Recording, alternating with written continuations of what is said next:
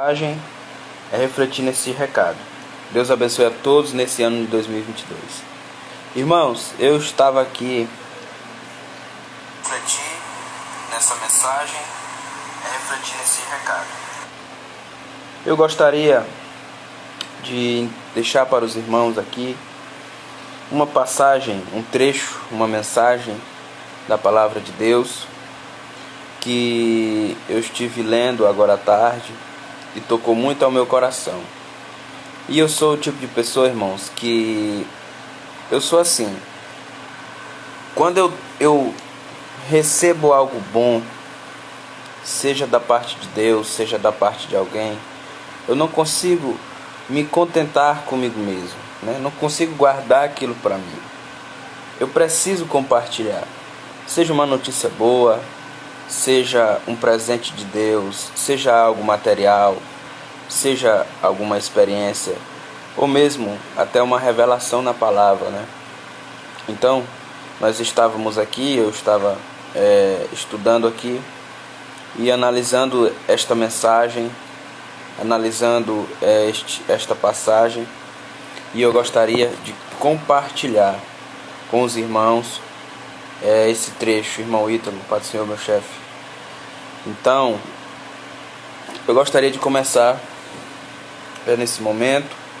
Eu esperava que pelo menos umas 5 ou 6 pessoas entrassem aí e assistissem a gente, mas não é o que aconteceu.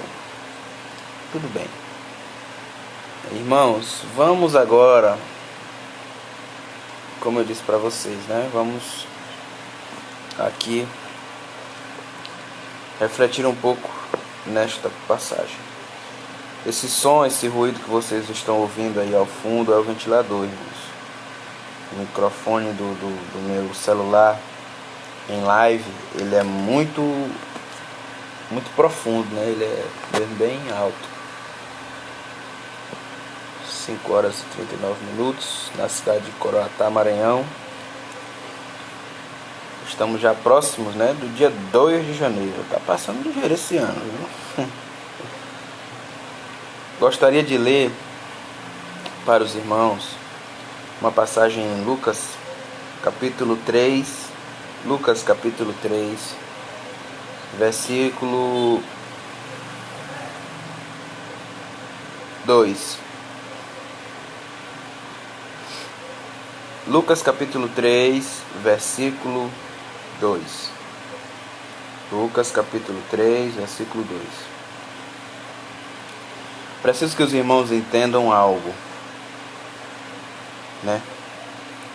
Preciso que os irmãos aprendam, assim como eu aprendi nesse trecho, nesse texto, que eu gostaria de compartilhar com os irmãos. Tá ficando escuro já, mas vamos aqui ler, né? Deixa eu ver se melhora aqui um pouco. Aqui, né? Vou botar um efeitinho aqui. Ver se clareia mais.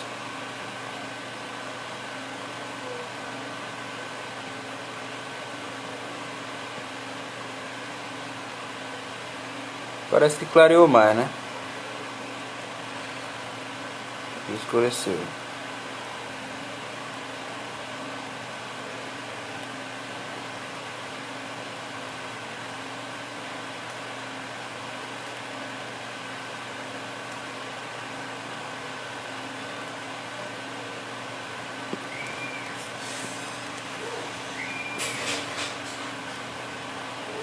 Pronto, vou deixar isso aqui mesmo. Lucas capítulo 3, versículo 2, que vai nos dizer o seguinte. A palavra de Deus diz assim. Eu vou ler do versículo 1, capítulo 3, versículo 1 e 2, que diz: No 15º ano do reinado de Tibério César, sendo Pôncio Pilatos governador da Judéia, Herodes tetrarca da Galileia, seu irmão Filipe tetrarca da região da Itureia, e Traconites e Lisânias tetrarca de Abilene, sendo sumos sacerdotes, Anás e Caifás, veio a palavra de Deus a João, filho de Zacarias, no deserto. Irmão Jones entrou aí. Jones, você é o cara, mano. Irmãos, o texto que eu acabei de ler para os irmãos trata-se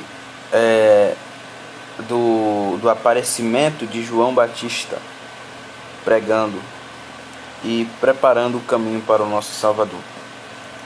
Para que os irmãos entendam quem foi João Batista, nós precisamos voltar um pouco, fazer uma breve retrospectiva da história de João Batista. João Batista, ele era filho de Zacarias, que era sacerdote, e de Isabel. Ambos estavam em idade avançada e ainda não tinham filhos. Então Deus escolhe este casal para trazer ao mundo uma voz que preparasse o caminho para o nosso Cristo. Então o João Batista, ele é fruto de um milagre. É muito semelhante o nascimento de João Batista com o de Samuel, com o de Jesus. A diferença é que Samuel, ele era Samuel, a mãe de Samuel, Ana, era estéril, ela não poderia ter filhos. E a mãe de Jesus, Maria, era virgem. Mas existia esse certo empecilho, né? Essa certa impossibilidade aos olhos dos homens que impedia isso de acontecer, o nascimento de uma criança. Maria porque era virgem,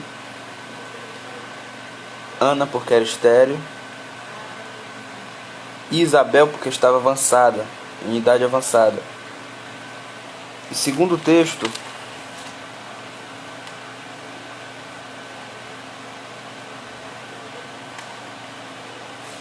só um instante. Segundo o texto,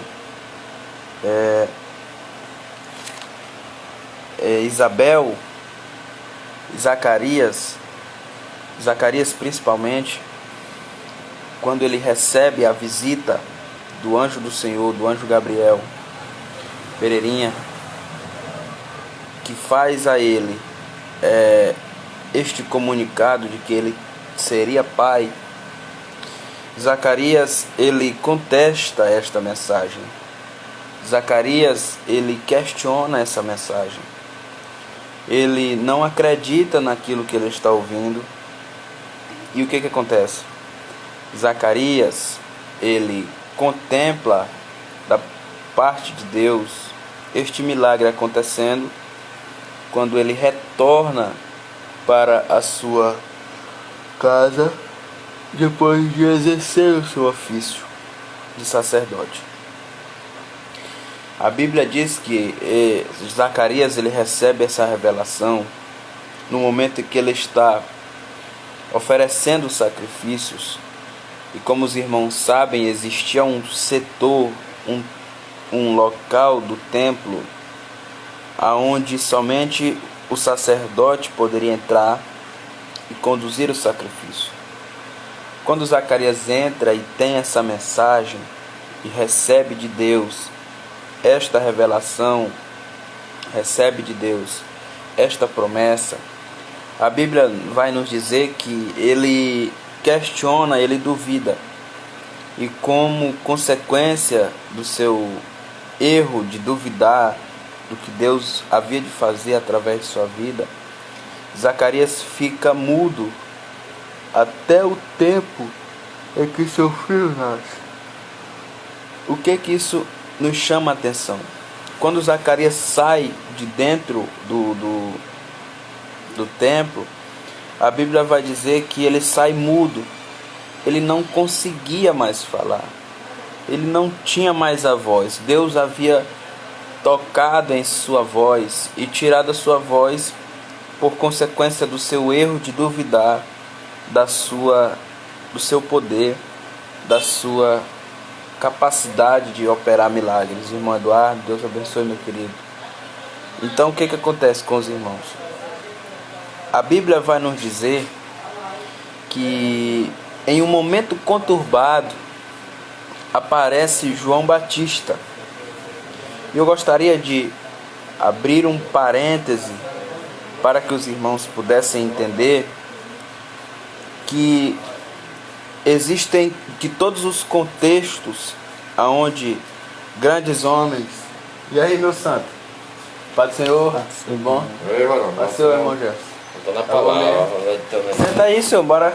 Pega a cadeira lá. Senta aqui, mais eu. Glória a Deus. Acabei de receber aqui a visita dos meus grandes amigos. E eu gostaria de falar aos irmãos, retornando aqui, como eu falei, abrindo esse parêntese. Se você for puxar a história dos grandes heróis da fé, dos profetas a qual Deus levantou na Bíblia Sagrada, com especialidade na Bíblia, em todos os contextos, você vai entender que eles foram levantados, que eles foram instituídos, que eles foram chamados e que eles apareceram em tempos difíceis. Eu gostaria de destacar para os irmãos duas coisas muito semelhantes na questão do chamado dos profetas, na questão do chamado dos mensageiros de Deus.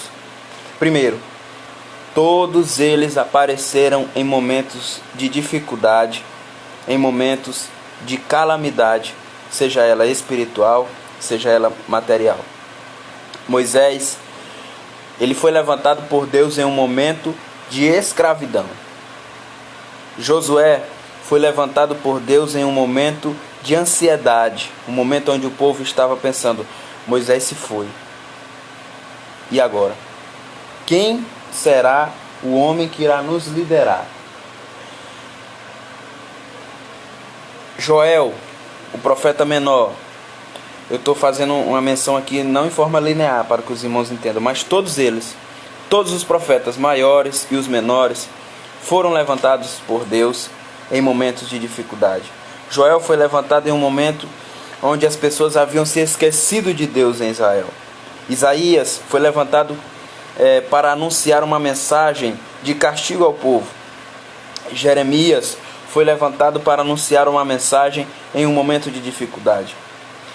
Elias foi levantado por Deus para trazer uma mensagem também de conserto em um momento de dificuldade.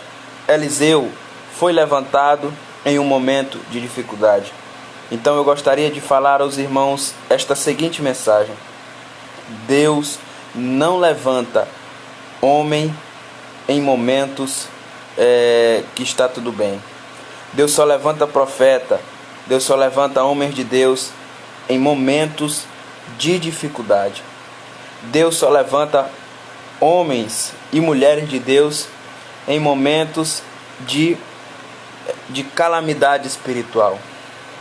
Então, quero que os irmãos entendam uma coisa: se você tem orado, se você tem buscado ao Senhor, pedindo a Ele que Ele levante a sua vida, que Ele lhe apresente, que Ele destaque você em meio à multidão, espere que isso acontecerá, mas também espere que isso irá acontecer em um momento difícil, pois Deus não levanta ninguém em momentos de facilidade. Deus só levanta profeta quando todas as portas estão fechadas. Deus só levanta homens de Deus, mulheres de Deus. Deus só escolhe, Deus só faz promessa, Deus só mostra você para o mundo quando as coisas aqui não estão fáceis. Então, você ainda está disposto? Essa mensagem que eu estou trazendo para você não é para te amedrontar, mas é uma mensagem para que você venha conhecer a realidade. Porque ser um homem, ser uma mulher de Deus, um profeta que carrega uma mensagem do Evangelho, é um homem que deve estar disposto a enfrentar e a combater as dificuldades, pois ele não será levantado em um momento de facilidade. Irmão Isaac Silva, Deus abençoe, meu querido.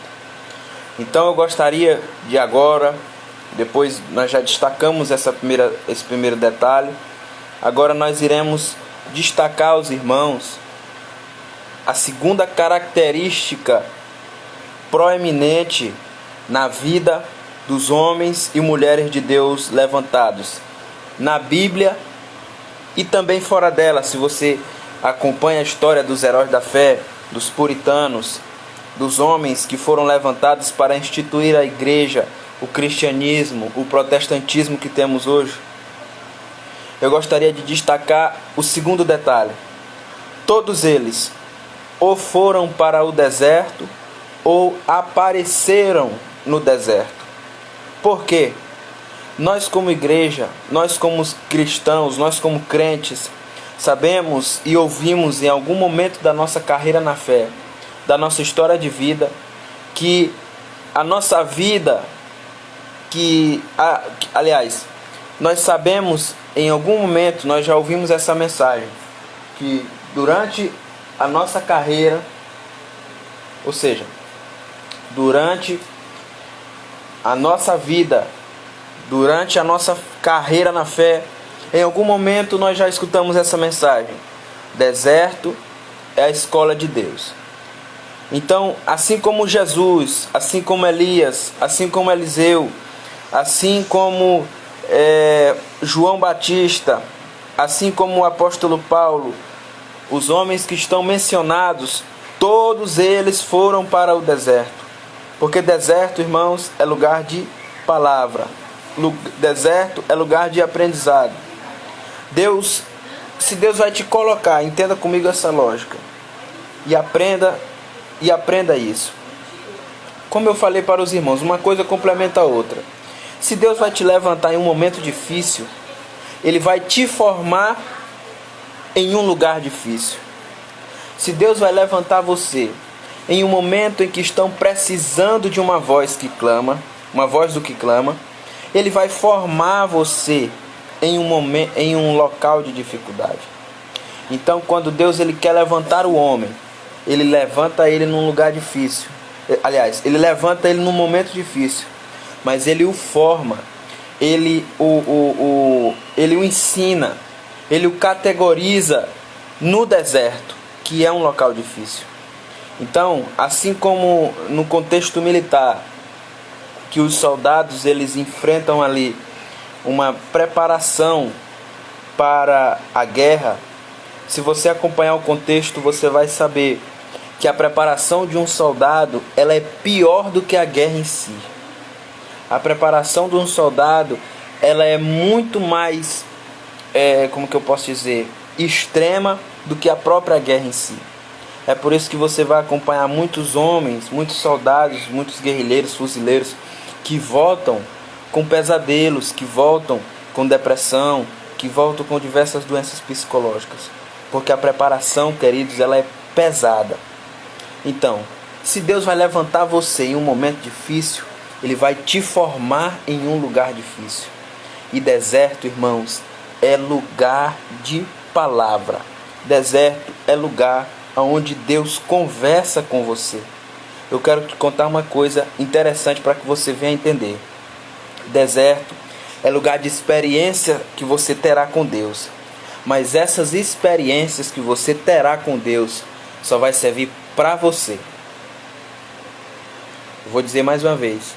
As experiências que você terá com Deus no deserto, na solidão, no momento de dificuldade, só vai servir para você, para a edificação da sua fé. A outra coisa que você vai aprender no deserto é a palavra. Moisés, ele matou um egípcio e a Bíblia diz que ele fugiu para o deserto. Se não me falha a memória, peço perdão aos irmãos se eu estiver enganado, mas ele ficou 15 ou foi 40 anos no deserto? 40 anos.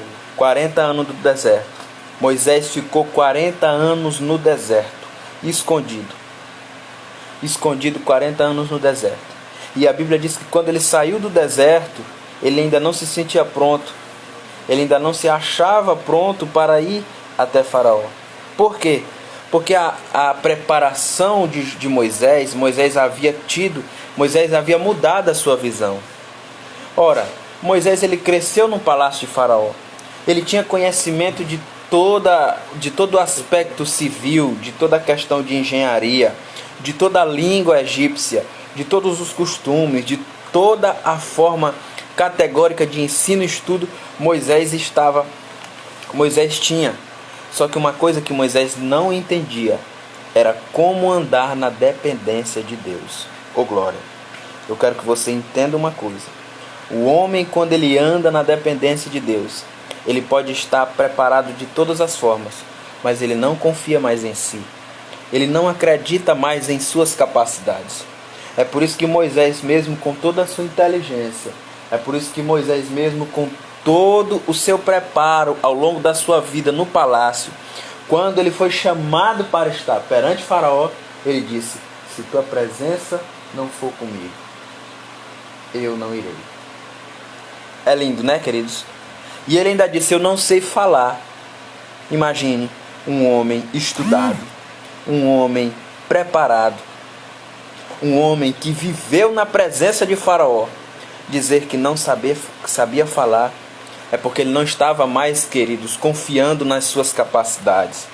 É porque ele não estava mais confiando nas suas forças, confiando nas suas habilidades, mas ele estava confiando em Deus. Ele disse: eu estou pronto. Eu não estou pronto porque as minhas capacidades não são suficientes.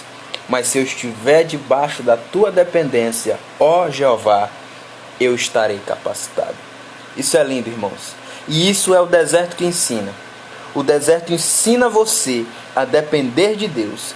Você pode ter dinheiro, você pode ter inteligência, você pode ser o mais destacado entre os homens, mas no deserto você aprende a depender de Deus.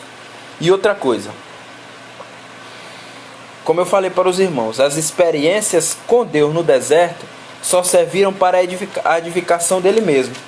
Só serve para a edificação de você mesmo. As suas experiências com Deus na dificuldade só servem para a sua experiência. A experiência de você mesmo. Vamos para Paulo. Agora nós vamos para Paulo. Paulo, a Bíblia diz que ele entrou, pastor Antônio Rocha. Deus abençoe, meu pastor. Estou com saudade do senhor. Pai. Continuando. Paulo, ele teve uma experiência com Deus no caminho de Damasco, não é verdade? A Bíblia diz que Paulo, ele contempla uma luz, e daquela luz ele escuta dizendo: Paulo, Paulo, por que me persegue? Então Paulo tem aquela experiência de encontro com Deus. Mas eu preciso que os irmãos entendam o contexto e entendam que a experiência da conversão de Paulo serviu somente para Paulo. Sabe por quê? Porque Paulo, quando ele se recuperou, ele já queria sair pregando. Paulo, ele já queria ser levantado de imediato. Paulo, ele já queria se levantar e correr para o templo, correr para Jerusalém, correr para a igreja em Damasco, para os crentes em Damasco, e começar a pregar. Então, quando ele chega lá, a Bíblia diz, está escrito, que quando ele chega lá, ele começa a pregar. Mas como ele não sabia de palavra, ele vai pregar somente o seu testemunho. Como ele não conhecia a palavra direito, ele só vai pregar a sua experiência com Deus. E como eu disse para vocês, a experiência que você tem com Deus só serve para o seu crescimento. Não serve para outras pessoas. Então ele vai começar a pregar dizendo: irmãos, eu era perseguidor. Irmãos, eu era o pior tipo de perseguidor que tinha dos crentes. Vocês aqui me conhecem como... Liga bem, sabe aí, por favor. Vocês aí só me conhecem como perseguidor. Vocês aí só me conhecem como aquele que matou muitos dos irmãos de vocês, muitos dos amigos de vocês. Só que agora eu tive um encontro com Cristo no caminho de Damasco e eu fui salvo. Agora eu peço que vocês façam uma espécie de comparação. Imagine, os irmãos que estão aqui, vamos imaginar juntos. Imagine, queridos, que nós, por exemplo, imagine que Paulo esteja nos nossos dias. Imagine que Paulo, ele é um perseguidor dos nossos dias, um matador de crente, que tem em suas mãos cartas que liberam ele para estar fazendo todo tipo de maldade com os crentes. E aí a gente fica sabendo que ele está a caminho de Coroatá. Presta atenção, a gente não vai ficar, assim como os crentes de Damasco, a gente vai temer. A gente vai ter medo. A diferença é que eu acredito que os crentes de Damasco, eles não tinham conhecimento de que Paulo estava chegando. E o que acontece? Quando a gente aqui, por exemplo, a gente toma o conhecimento de que Paulo está vindo, a gente vai temer, né? A gente vai ter medo. Eita, Paulo está vindo. E Paulo, ele vai matar muito crente aqui. Ele tem na sua mão cartas, ele tem na sua mão autorização e autenticação e autoridade suficiente para matar quantos crentes ele quiser. Então a gente sabendo, a gente vai temer. Só que de repente, Paulo chega pregando uma mensagem de arrependimento.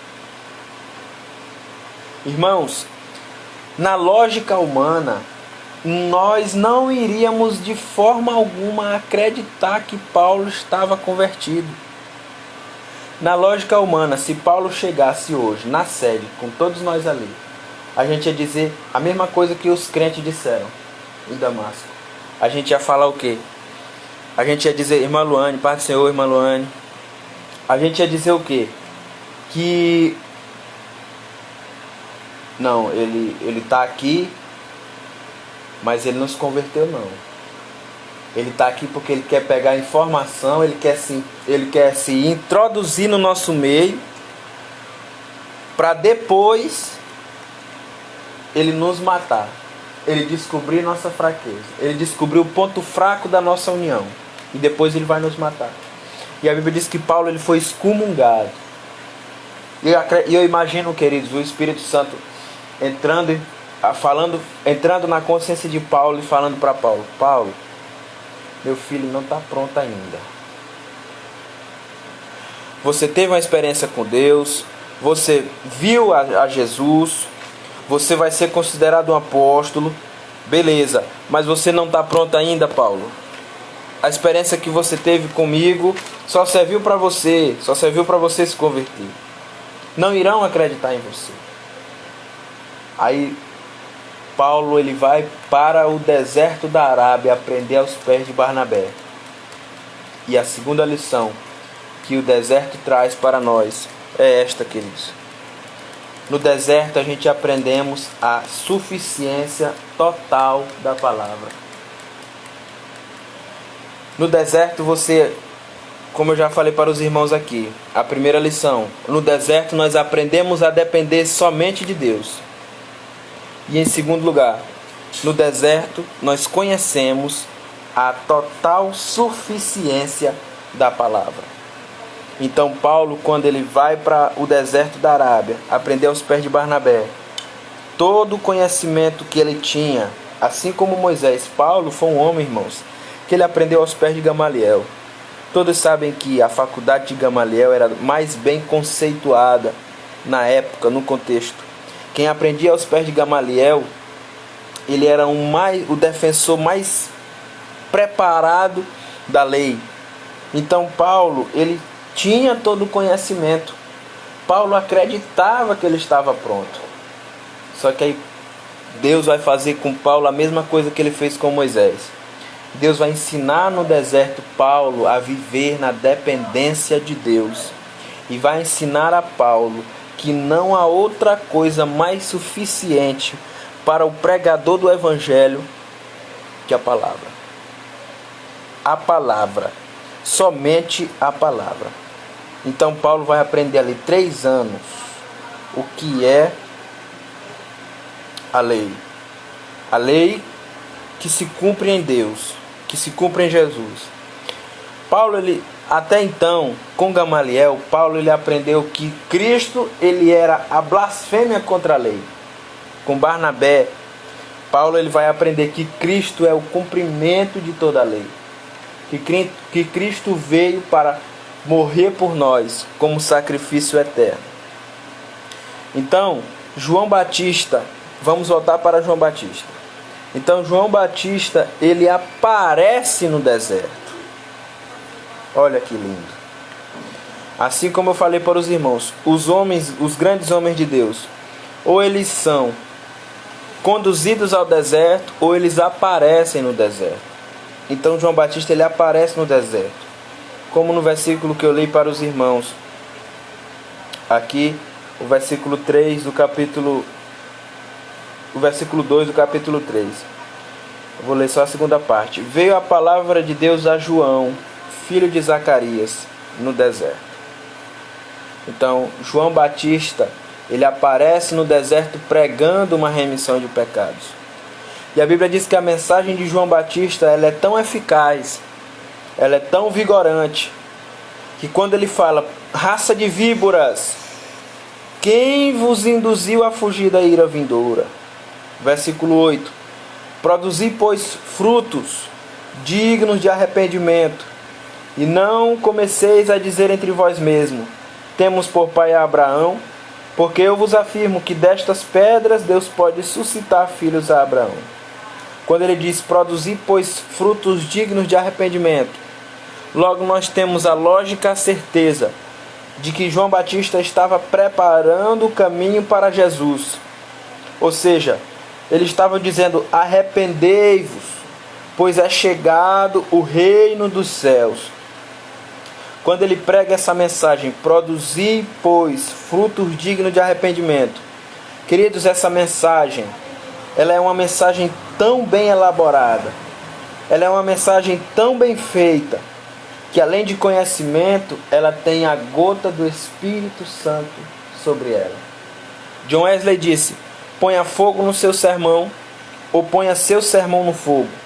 João Batista traz para aquele contexto, para aquela sociedade da época, uma mensagem que estava pegando fogo e estava incendiando os corações. Quando João Batista formula essa mensagem no deserto, que ele começa a dizer, produzi, pois, frutos dignos de arrependimento. João Batista ele está fazendo o povo despertar dos seus erros. E eu gostaria de perguntar para vocês, o que é arrependimento para vocês? O arrependimento verdadeiro, queridos, é o arrependimento que traz uma mudança de atitude, uma mudança de vida. Se eu posso aqui, vou trazer um exemplo para vocês. Eu posso aqui muito bem ouvir a mensagem de um pregador que prega sobre Jesus Cristo que salva. Eu posso chorar do começo ao fim essa mensagem. Mas se depois dessa mensagem eu não mudar minha atitude, o meu choro não era de arrependimento. O meu choro era de remorso. E se tem uma coisa que faz o homem ser ruim, é essa palavra, remorso. Então, quando os homens eles se arrependem, eles perguntam para João Batista, o que havemos de fazer? E os cobradores de impostos, que no contexto da época eram o pior tipo de pessoa, a pior classe, porque os publicanos, cobradores de impostos, eles eram pessoas conhecidas pela sua corrupção.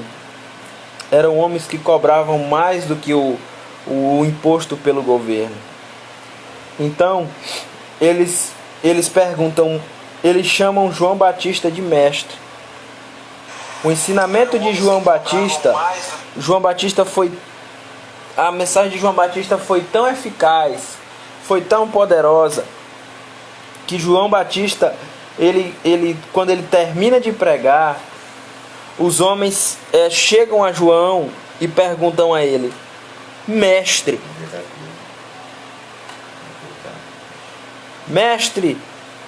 o que havemos de fazer? Então João Batista, ele não agradece por ter sido chamado de mestre. João Batista, ele não leva para o coração.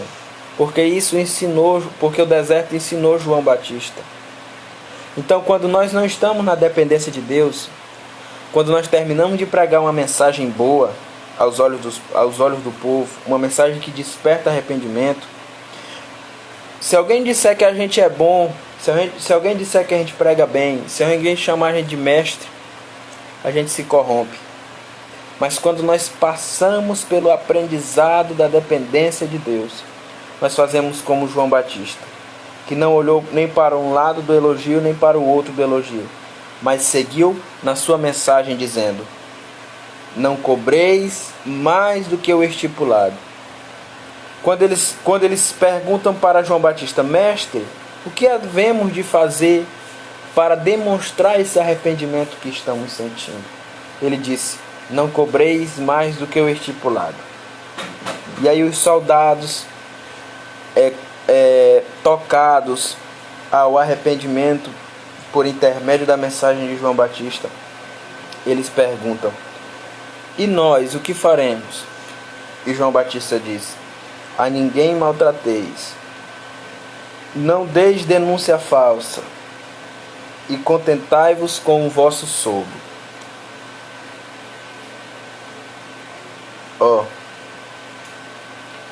João Batista, outra coisa, João Batista aprendeu no deserto o seu lugar devido. Eu preciso dizer isso para vocês, queridos. Tem gente que se infla tanto, tem gente que é tão cheia de fermento, que ela quer deixar o seu lugar para assumir o lugar de outros. O deserto ensina nós, queridos, a respeitarmos o tempo de Deus em nossas vidas. João Batista, ele aprendeu no deserto que quando fosse a hora dele, ele ia sair de cena e iria entrar um maior do que ele, para dar continuidade. Então, o versículo 15 diz o seguinte, confirmando o que eu quero falar. Diz assim: estando o povo na expectativa e discorrendo todos no seu íntimo a respeito de João, se não seria ele porventura o próprio Cristo, disse João a todos: eu na verdade vos batizo, disse João a todos: eu na verdade vos batizo com água, mas vem o que é mais poderoso do que eu, do qual não sou digno de desatar-lhe as correias da sandália. Ele vos batizará com o Espírito Santo e com fogo.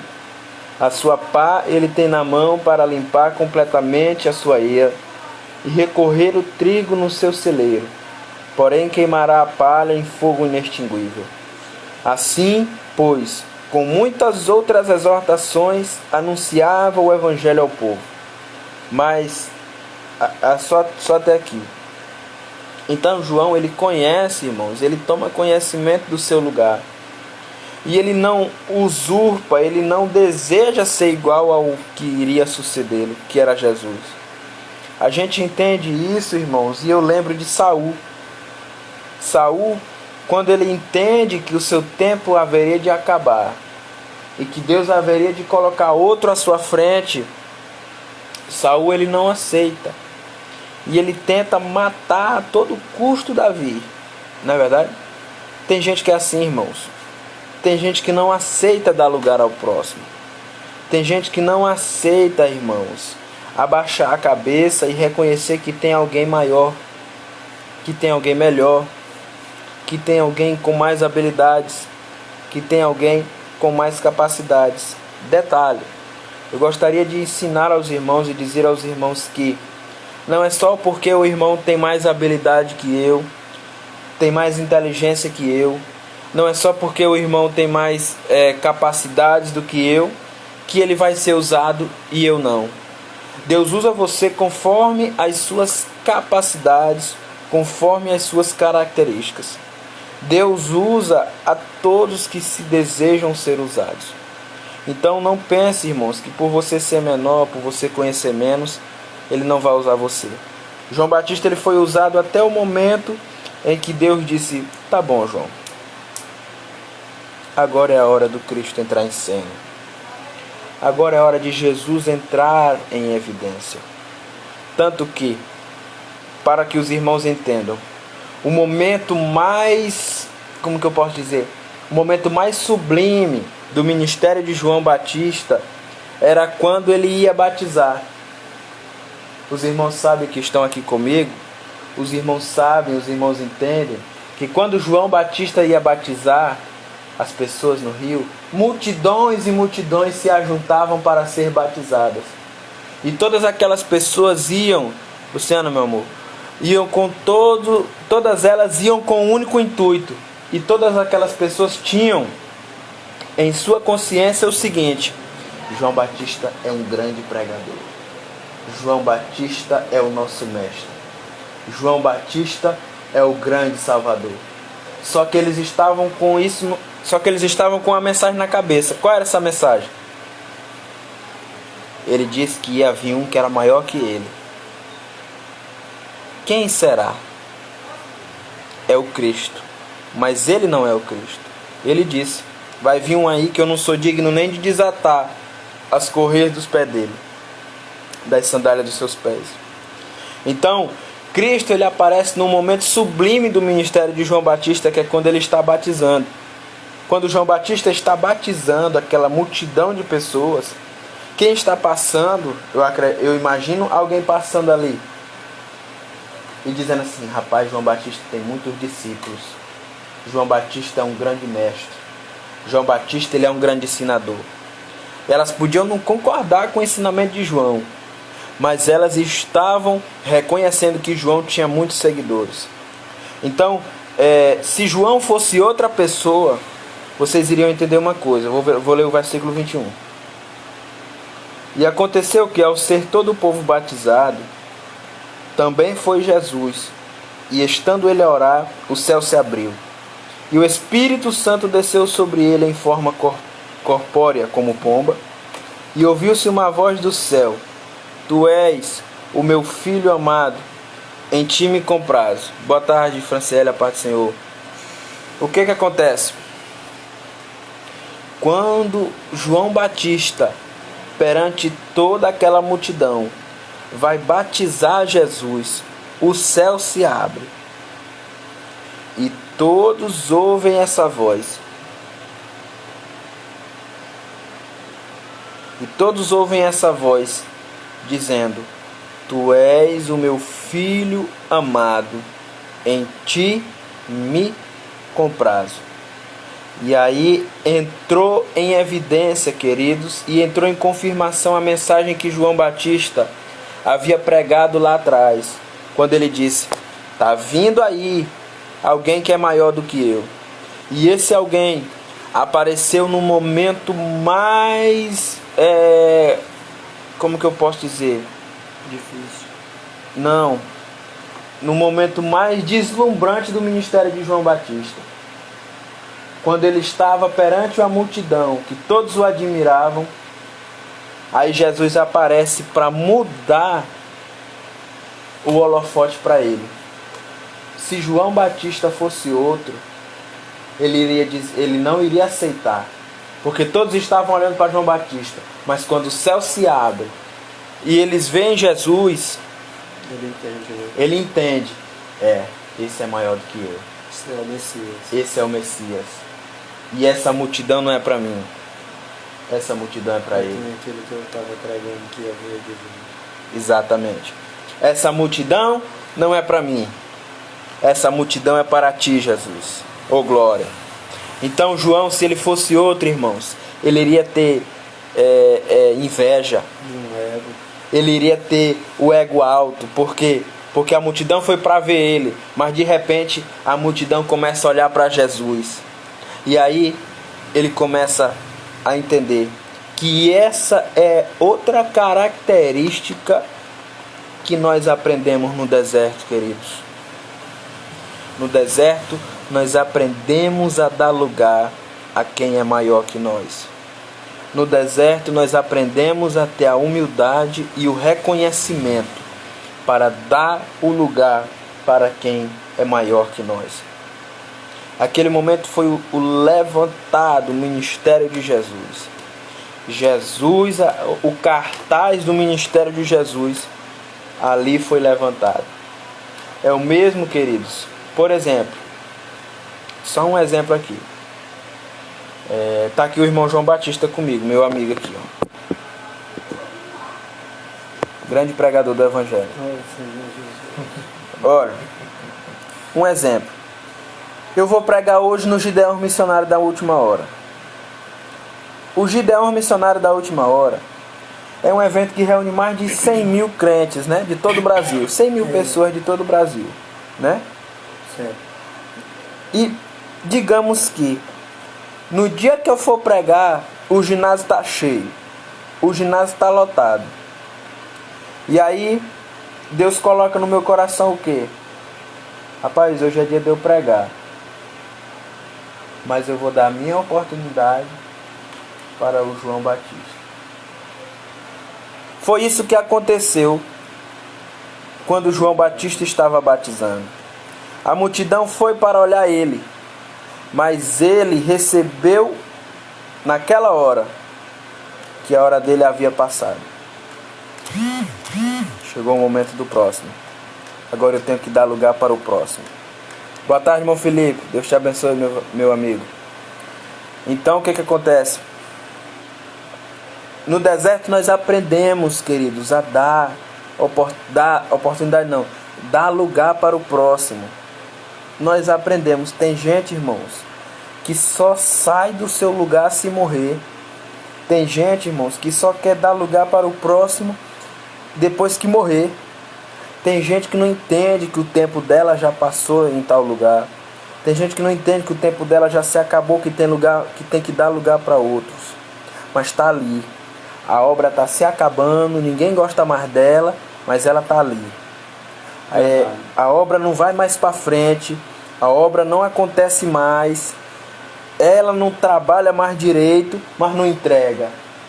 Irmãos, isso é horrível, isso é terrível. Deus ensina a gente a fazer tudo até no momento que Ele quer. Quando Ele diz assim, meu filho, está na hora de você entregar, que eu tenho levantado outro para esse tempo. Eu aprendo com aquele versículo que diz, Paulo plantou, Apolo regou, mas Deus deu crescimento, não foi? Cada um teve sua função em seu respectivo momento. Quem que veio plantar? Paulo. Paulo plantou. Ele podia muito bem ter ansiedade e pensar assim, rapaz, já que eu plantei, eu vou regar. É o que eu vou tomar conta. Já que eu plantei, eu vou regar e vou ficar cuidando até crescer. Mas Paulo, ele não disse isso. Ele falou o seguinte, não, a minha função é só plantar. Agora eu vou deixar para o irmão Apolo vir regar. Aí Apolo veio e regou. Apolo poderia muito bem ter pensado, não, agora eu vou cuidar aqui, vou adubar para crescer. Não. Apolo, quando terminou de regar, veio Deus e disse, meu filho, sai de cena, que agora o crescimento é eu que vou dar. Dessa forma somos nós, irmãos. Verdade. Dessa forma somos nós à frente da igreja, à frente da obra de Deus. Irmãos, eu tenho uma função, eu sei pregar bem, pois pregue bem. Mas eu não sei administrar, então deixe para quem sabe administrar. Eu não vou me afobar.